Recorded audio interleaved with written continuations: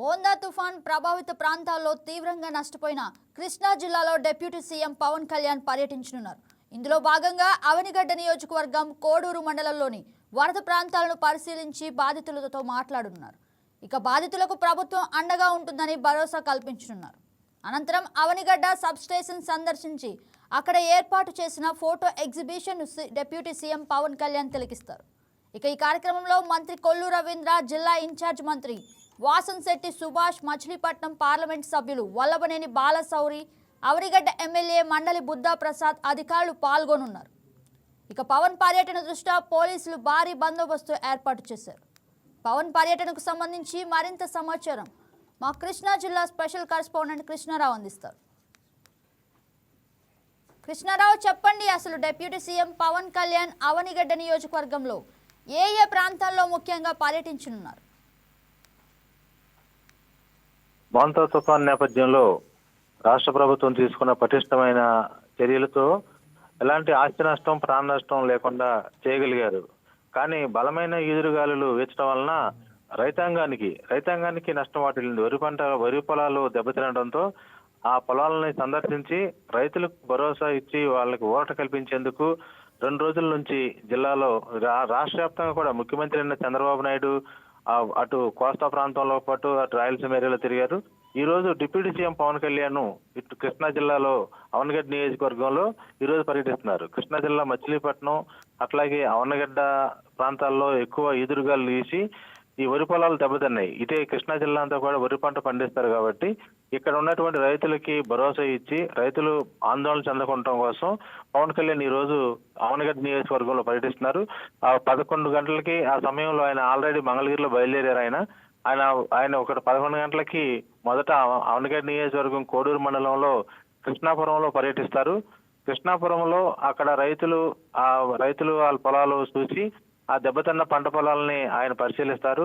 ఆ తదుపరి అక్కడ బాధితుల్ని పరామర్శించి వారితో మాట్లాడి వారికి భరోసాగా ఇచ్చి ప్రభుత్వం నుంచి వాళ్ళకి అండదండలు ఉంటాయని, సహాయ సహకారం అందిస్తామని చెప్పనున్నారు. గగన.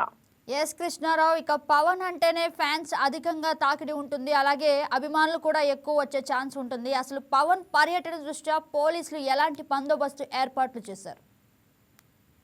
పవన్ కళ్యాణ్ యాక్చువల్ గా నిన్నే వస్తారని చెప్పేసి ప్రచారం అయితే జరిగింది. దాంతోనే రాత్రే అవనగడ్డలు హడావిడి చేశారు, బాణాసంచాలు కాల్చారు.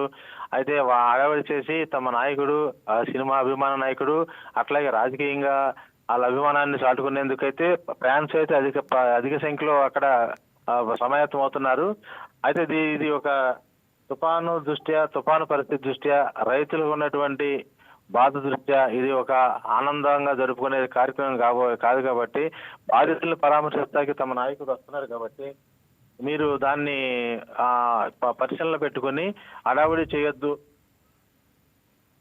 హడావిడి చేయకోకుండా కొంచెం దాన్ని మీరు అర్థం చేసుకుని ఉండాలనే నేపథ్యంలో చెప్పడంతో వాళ్ళందరూ కూడా దాన్ని ఇచ్చేస్తున్నారు. కొంచెం అవగాహనతో అవన్నీ చేస్తారు. దానికి తగ్గట్టుగానే నాయకులు కూడా, ఆ పార్టీ నాయకులు కానీ వాళ్ళు కూడా ఎక్కువ మందికి దీనికి ఫోకస్ అవ్వకుండా ఏదైతే బాధితులు ఉన్నారో, రైతులు ఉన్నారో, ఆ దెబ్బతిన్న పంట పొలాలని ఆ ఏరియాలో చూడటం కోసమే చేస్తున్నారు. కాబట్టి అంత ఇది లేదు. ఏదైనా సరే జిల్లా ఎస్పీ ఆధ్వర్యంలో అక్కడ పటిష్టమైన పోలీస్ బందోబస్తు ఏర్పాటు చేశారు. పవన్ కళ్యాణ్ పర్యటనకు ఆటంకం లేకుండా, తర్వాత ఈ అభిమానులు కానీ లేకపోతే ఈ కార్యకర్తలు కానీ హడావిడి చేయకుండా ఉండేందుకు ముందస్తు చర్యలుగా పోలీసులు అయితే మోహరించున్నారు. గగన. ఎస్ కృష్ణారావు, ఇక అసలు పవన్ పర్యటనపై రైతులు ఏమంటున్నారు? వరి రైతులు అయితే కనుక పంట మంచి అది ఏపు దశలో ఉంది. అంటే ఈ పొట్టల మీద ఉంటాయి, పాలు పోసుకుని గింజ కట్టే టైంలో ఈ వర్షాల మూలంగా అట్లాగే ఈ గాళ్ల మూలంగా దెబ్బతింది. మనం ఇంత త్వరితగతిన వెంటనే 2 రోజులుగా మొన్నట్లోని పరిణామాలు జరగగా వెంటనే తమ నాయకుడు అవనగడ్డలో అక్కడ జనసేన పార్టీ, అవనగడ్డ నియోజకవర్గంలో జనసేన పార్టీ మన ఎలక్షన్ లో గెలిచింది. అక్కడ బుద్ధప్రసాద్ జనసేన పార్టీ ఎమ్మెల్యేగా ఉన్నారు.